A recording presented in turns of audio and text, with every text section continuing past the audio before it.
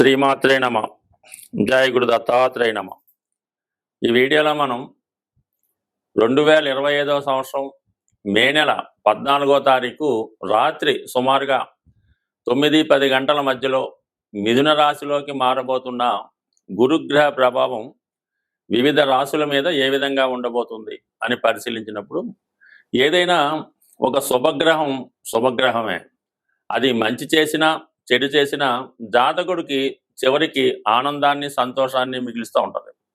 ఏదన్నా ఒక శుభకార్యం జరగాలన్నా, గృహంలో సంతాన సంఖ్య పెరగాలన్నా, అలాగే ఒక వివాహం జరగాలన్నా కంపల్సరిగా గురుబలం తప్పనిసరిగా ఉండవలసి ఉంటుంది. నాడీ శాస్త్ర ప్రకారం గురువు జీవకారకుడు. గురువు ఏ రాశిలో ఉంటే ఆ కారకత్వాలు జాతకుడికి అనుకూలంగా రావడం జరుగుతూ ఉంటుంది. మరి ఏ గ్రహంతో కలిస్తే ఆ గ్రహం యొక్క ఫలితాలు జాతకుడికి అనుకూలంగా రావడం జరుగుతూ ఉంటుంది. సుమారుగా గురుగ్రహం శుక్రగ్రహంతో కలిసినప్పుడు అది స్త్రీ జాతకం అయితే ఆమె చాలా అందంగా, సౌందర్యంగా, మంచి లక్షణాలు కలిగి ఉండడం జరుగుతూ ఉంటుంది. అదే మగవాడి జాతకంలో గురువు శుక్రునితో కలిసినప్పుడు చాలా అందమైనటువంటి, మంచి లక్షణాలు కలిగి ఉన్నటువంటి, ఆర్థిక పరంగా మంచి కుటుంబం నుంచి భార్య రావడం జరుగుతూ ఉంటుంది.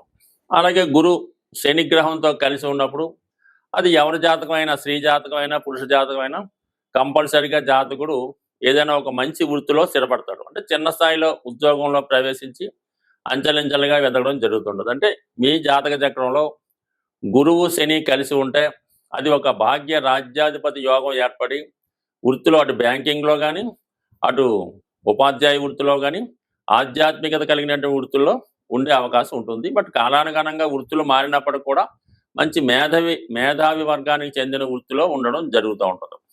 మరి ప్రస్తుతం ఈ గురువు మిథున రాశిలోకి ప్రవేశిస్తున్నాడు. అంటే మిథునం అన్నది ఒక విధంగా చాలా ఎడ్యుకేటెడ్ సంబంధించింది, వ్యాపారానికి సంబంధించింది, విదేశ ప్రయాణానికి సంబంధించింది, కమ్యూనికేషన్ సంబంధించింది. ఈ రాశిలోకి గురుగ్రహం ప్రవేశించడం వల్ల ఆటోమేటిక్గా జాతకుడికి కొత్త కొత్త ఆలోచనలు వస్తుంటాయి, కొత్త కొత్త వ్యాపార అవకాశాలు వస్తుంటాయి, విద్యా విషయాల్లో కొత్త విషయాలు తెలుసుకోవడం కూడా జరుగుతూ ఉంటుంది. సరే, ఈ రాశిలో ఉన్నటువంటి నక్షత్రాలు పరిశీలించినప్పుడు మిథున రాశిలో ముందుగా గురువు కుజగ్రహ నక్షత్రం అయినటువంటి మృగశిరలో ప్రవేశిస్తాడు. దానివల్ల ఈ కుజుడు సంబంధించినటువంటి ఫలితాలు అంటే ఏదైనా స్థిరాస్తి కొనుక్కోవడం, ఉద్యోగ ప్రయత్నాలు ఫలించడం, అలాగే అన్నదమ్ములతో సఖ్యత ఏర్పడడం, ముఖ్యంగా రుణాల నుంచి బయటపడతారు ఎప్పుడు ఈ గురువు మన మృగశిర 3-4 నక్షత్రాల్లో సంచరించినప్పుడు. దాని తర్వాత రాహుగ్రహ నక్షత్రం అయినటువంటి ఆరుద్రలోకి గురువు ప్రవేశిస్తాడు. ఇది జాతకుడికి కొత్త అనుభవాన్ని ఇవ్వడం జరుగుతూ ఉంటుంది. ఒక సాఫ్ట్వేర్ రంగంలో కానీ, సినిమా పరిశ్రమలో కానీ, మెడికల్ రంగంలో కానీ ప్రవేశించడానికి జాతకుడికి అవకాశాలు రావడం జరుగుతూ ఉంటుంది.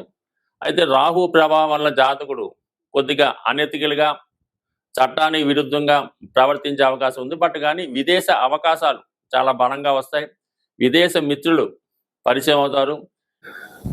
ఓకే, విదేశంలో ఉన్నటువంటి మిత్రులు సహకరిస్తారు. విదేశ అవకాశాలు కూడా రావడం జరుగుతూ ఉంటుంది. అదే ఆరుద్ర నక్షత్రం తర్వాత పునరుసు నక్షత్రం అంటే జన్మ నక్షత్రంలోకి ప్రవేశిస్తాడు గురువు. అంటే ఇంచుమించుగా 1, 2, 3 నక్షత్రాలు సొంత నక్షత్రం మీద ప్రవేశించినప్పుడు జాతకుడు చాలా సర్వశుభాలను ఇవ్వడం జరుగుతూ ఉంటుంది. సొంత నక్షత్రం మీద ఉన్నప్పుడు తను స్వతంత్రంగా గురువు దేని కారకుడు అవుతుంటాడు, ధనకారకుడు అవుతుంటాడు. అలాగే సంతానకారకుడు, విజ్ఞానకారకుడు, జ్ఞానకారకుడు, సౌభాగ్యకారకుడు, ఐశ్వర్యకారకుడు, అలాగే మీరు చేయనటువంటి పుణ్యాన్ని ఈ జన్మలో ఇచ్చే విధంగా. అంటే గురుగ్రహం అనుగ్రహం ఉంటే సాక్షాత్తు విష్ణుమూర్తి, దక్షిణామూర్తి, దత్తాత్రేయుడి యొక్క అనుగ్రహం ఉన్నట్టే జాతకుడికి కలిసి వస్తుంది. బట్ ఏదైనా ఈ గురుగ్రహ మార్పు మిథున రాశిలో ఉన్నటువంటి నక్షత్రాల్లో అటు ఒకటి మిత్ర నక్షత్రం, అలాగే గురువు సొంత నక్షత్రం. రాహు అన్నది కొద్దిగా ఇండీసెంట్ ప్లానెట్ కాబట్టి దానికి సంబంధించిన విషయాల్లో కొంతవరకు జాతకుడికి అనుకూలంగాను ప్రతికూలంగా ఉంటుంది. అది ఆ భావాలను బట్టి ఉంటుంది. కొంతమందికి అనుకూలంగా ఉంటుంది, కొంతమందికి ప్రతికూలంగా ఉంటుంది. అది మనం రాశుల గురించి ఏ రాశికి ఆ రాశి తెలుసుకున్నప్పుడు వారికి ఏ విధంగా ఉండబోతుంది అన్న విషయాన్ని కూలంకషంగా పరిశీలిద్దాం. అలాగే మిథున రాశి మిగతా రాశుల వారికి ఏ భావం అవుతుందో ఆ భావం వాళ్ళకి మంచి ఫలితాన్ని ఇవ్వడం జరుగుతుంటుంది. అలాగే మిథునం నుంచి తులారాశిని చూస్తాడు. అంటే తులారాశి కారకత్వాలు సినిమా పరిశ్రమ అనుకూలంగా ఉంటుంది, సాఫ్ట్వేర్ రంగం వాళ్ళకి బాగుంటుంది, అలాగే విదేశ ప్రయాణాలు చేస్తారు, కొత్త విద్య నేర్చుకునే ప్రయత్నం జరుగుతుంది.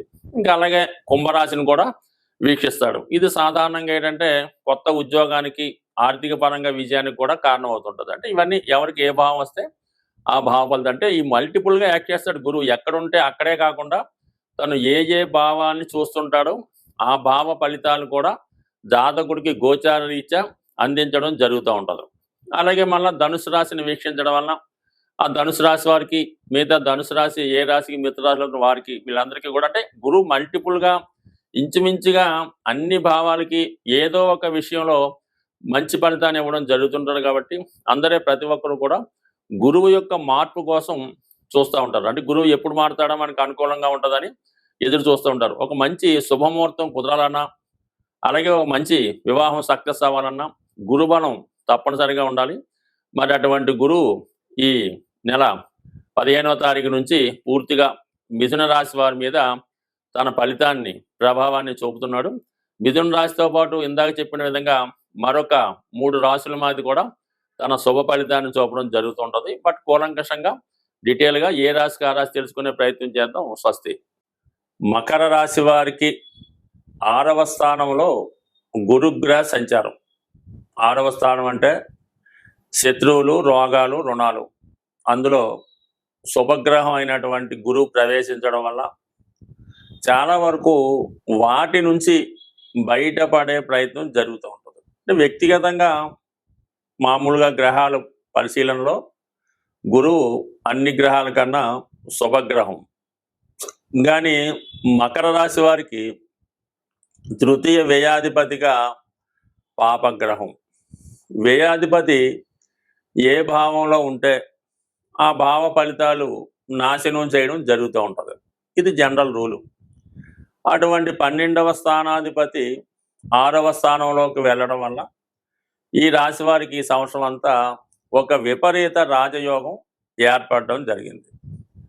6వ స్థానం రుణాలు కాబట్టి కంపల్సరిగా జాతకుడు రుణాలు తీర్చే ప్రయత్నం చేస్తాడు. ఇంకా మీకు అప్పు అన్నదైతే ఉండదు, మొత్తం అంతా ఏదో రంగా తీర్చిపారేస్తారు.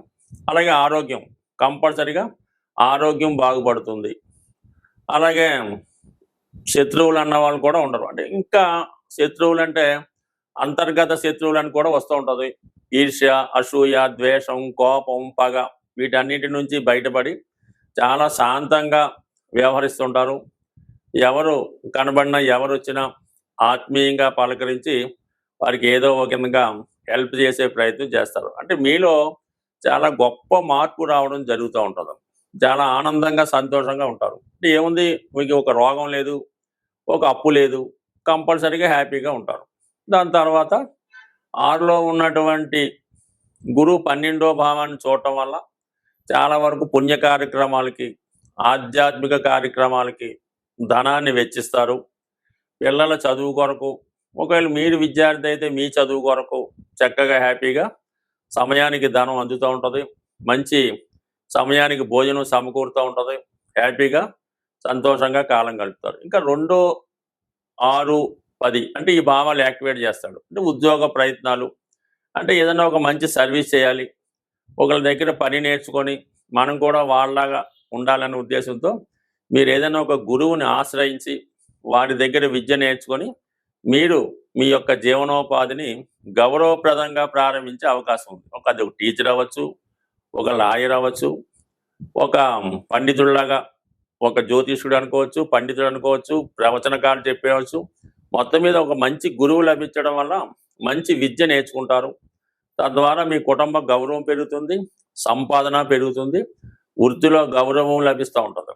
అలాగే మీరు ఏదైనా ఉపాధ్యాయ వృత్తి పెట్టాలన్నా, ఒక స్కూల్ నడపాలన్నా, 10 మంది శిష్యుల్ని సేకరించి వారిని మంచి మార్గంలో నడిపించాలన్నా, ఒక సంఘ సంస్కర్తగా, ఒక సోషల్ రిఫార్మర్గా మారాలన్నా మీరు ఖచ్చితంగా ఈ గ్రహస్థితి మీకు అనుకూలించే అవకాశం ఉన్నది.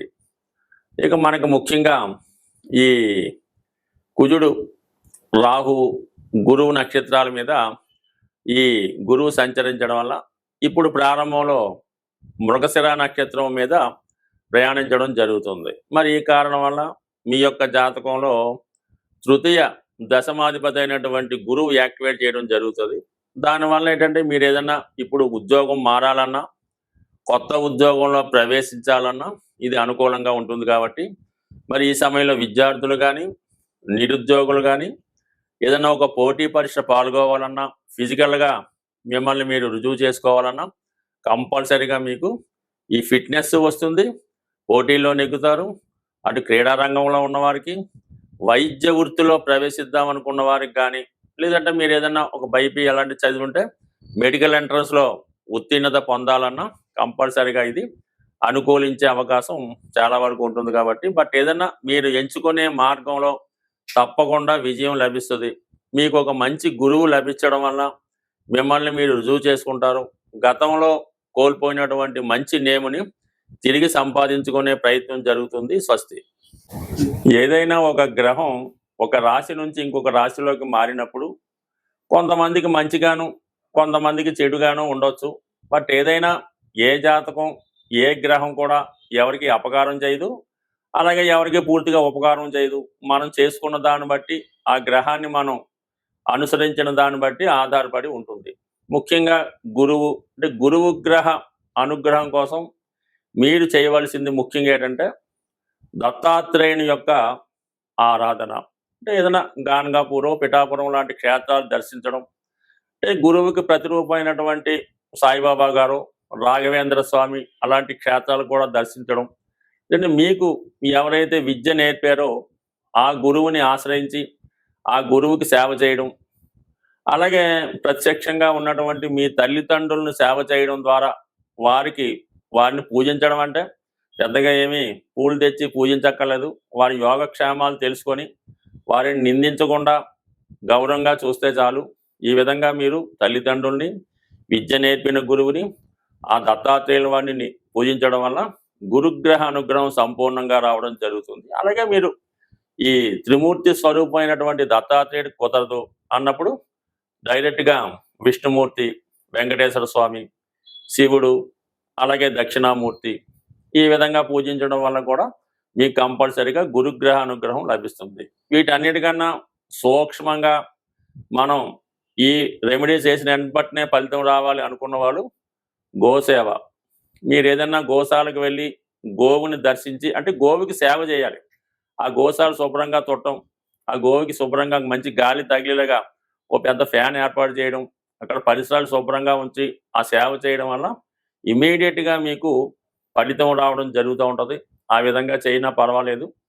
ఏదన్నా మరి ఒక దేవాలయాన్ని చాలా శుభ్రంగా, పరిశుభ్రంగా తుడిసి, సీపుడితో తుడిసి, కల్లాపు జల్లి ఆ దేవాలయంలో సేవ చేసిన మీకు గురుగ్రహ అనుగ్రహం సంపూర్ణంగా లభిస్తుంది. ఒక మాట ఏంటంటే గురుగ్రహ అనుగ్రహం ఉంటేనే మిగతా గ్రహాలన్నీ కూడా అనుకూలిస్తాయి. గురుగ్రహ అనుగ్రహం లేని రోజు మీరు ఏ గ్రహానికి, ఏ దేవతకి ఎన్ని రకాల పూజ చేసినా ఏ విధంగా కూడా ఫలితం లభించదు. స్వస్తి.